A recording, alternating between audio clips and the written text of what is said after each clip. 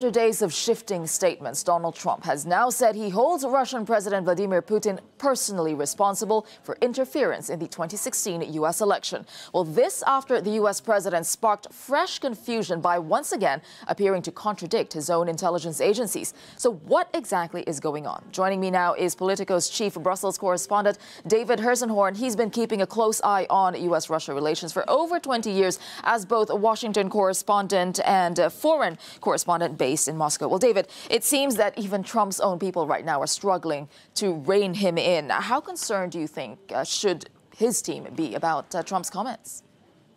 Well, his team is going to be very concerned about the backlash in the United States. I mean, this is political criticism, even for Donald Trump, that has been quite remarkable. The fierce response to his performance during that news conference in Helsinki, Finland, with President Vladimir Putin. I was there in the room.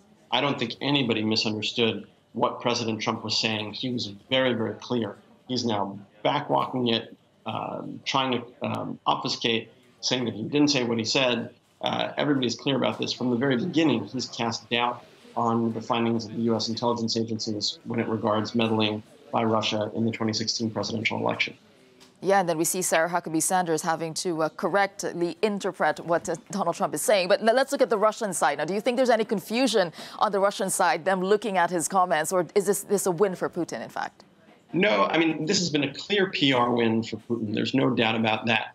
But even in Russia, there's been a little trickery with the language and the transcript, the Kremlin trying to sort of tweak a small point where Putin pointed out and said, we held a referendum in Crimea, trying to suggest that the invasion and annexation of Crimea was legal and suggesting that, in fact, Russia was behind that referendum. Of course, we know that it was, but for him to come out and say it was also remarkable. So there's a little bit of backtracking on both sides. But overall, from the Russian side, this was a hugely positive interaction with Trump. Basically, Trump allowing Putin to run the show, to demonstrate and present himself as a leader of a superpower returned to the world stage. That's, in fact, why some of this pushback has been so fierce and strong in the United States. Trump's performance really perceived, not just in the U.S., but in Russia, as quite weak.